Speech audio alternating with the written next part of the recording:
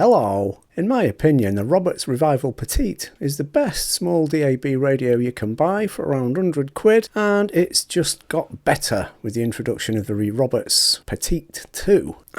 This is the Petite 2 on the right here, and as you can see they look pretty much identical size and everything, but the Petite 2 has had some significant upgrades. A lot of folks might say, why even bother with a little separate radio unit these days? It's July 2024 was at the time of recording this. Well, I really like having a radio. If you're relying on your phone for absolutely everything, for including radio or podcasts or whatever, you're draining your phone's battery. Having a dedicated radio means it can just be on and running, playing in the background, not draining your phone's battery. Also, I still really like radio. I listen to radio all the time. It allows you to still get on with other things. Your radio's on in the background providing music, entertainment or information. That's brilliant. It doesn't require 100% of your attention like, watching TV or stuff like that might. So yeah, I still love radio and I still listen to radio a lot. And the Roberts Petite 2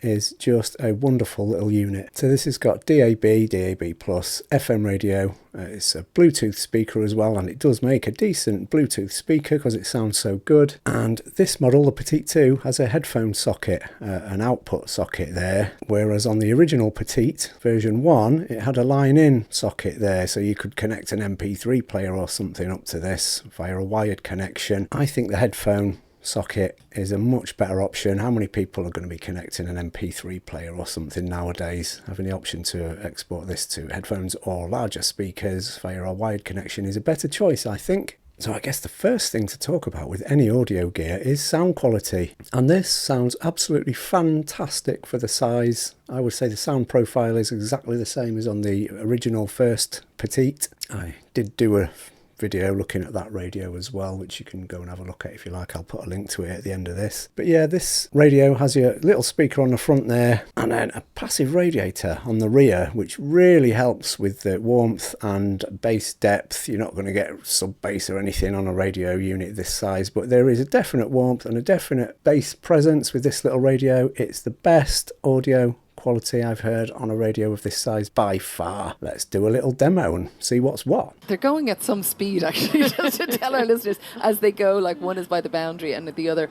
a significant portion in on.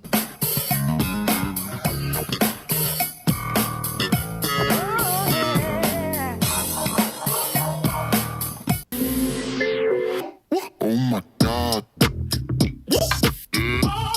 Let me show you what I got.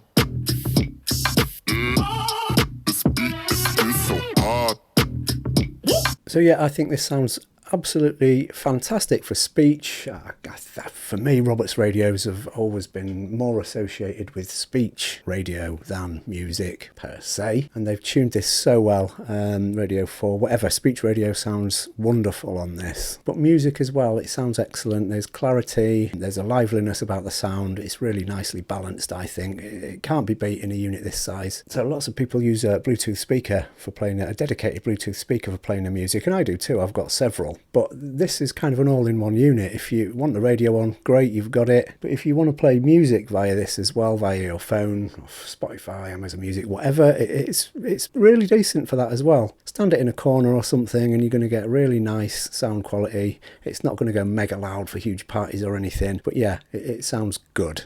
It's a good all-in-one option for less than 100 quid. Next thing to talk about is battery life. It's rated at 20 hours. Which for a device this size is really good. What have we got? A 2,600 milliamp hour battery in there. I haven't actually timed this, but I would easily say it runs for 20 hours at normal listening volumes, kind of around the halfway mark, something like that on the volume scale. It's really decent. Other DAB radios I've got, this little Raddy, that runs for about 8 hours. This generic style walk radio, it's called, that runs for about sort of 13 hours. Not too bad. This August MB225, that runs for about 16 hours, so that's pretty good. You can get over 20 hours out of the Petite 2 and the Petite 1 as well, which is kind of market leading, definitely in a device this size. The user interface on this radio is good, I would say. Short press to switch on. So yeah, initially when I got this, you would assume that this is the volume knob, right? It's not. It's a multi-function selector button. The volume keys are on the right here, up and down volume. That this wasn't the volume knob flummoxed me and annoyed me a little bit at first, but the user interface is good. I soon got used to using these for volume. This button down here is to select FM, DAB, Bluetooth. And there's a dedicated, if you press and hold it, it'll switch your alarm on or your alarm off. I don't really use this as an alarm clock. I use my phone, but it is quite easy to use for an alarm clock. And this button, if you don't press it and you just twist it, goes through all the available radio stations. I find this an excellent way of selecting radio stations. Much quicker than having a little press button as you get on most little DAB radios. This is really fast, and then click to select the station.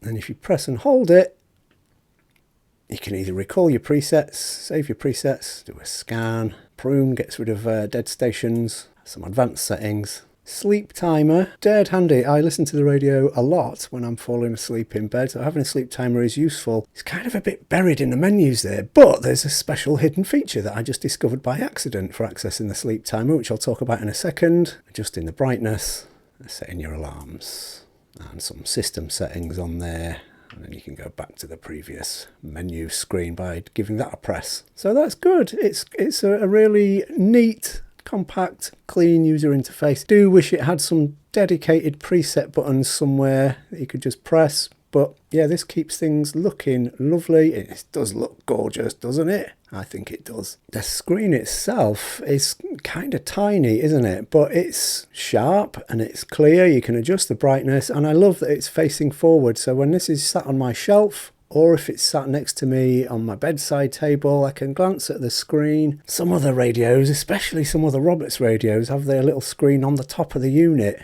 which kind of keeps it looking neat at the front. But if you want to see any info at all, you've got to stand up, look at your unit or tip it. This is great, having this small screen on the front there. Nice. And yeah, just to say about the sleep timer, a sleep timer is absolutely essential as far as I'm concerned on a radio, and it is kind of buried a little bit within the menus. And on the old Roberts Petite, you did have to scroll through and find it and set your timer that way, but by accident I discovered if you press and hold the power button, it brings up your sleep timer settings.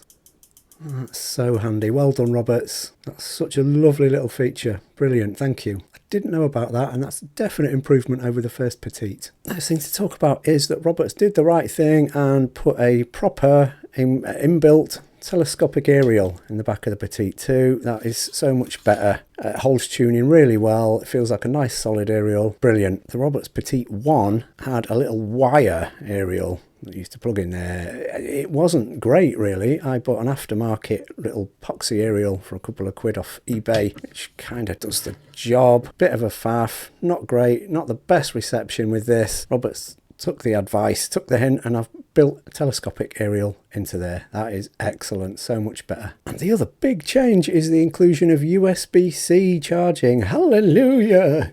Join the 21st century. The first version of the Petite had a micro USB charging port on there, which was ridiculously old-fashioned and outdated.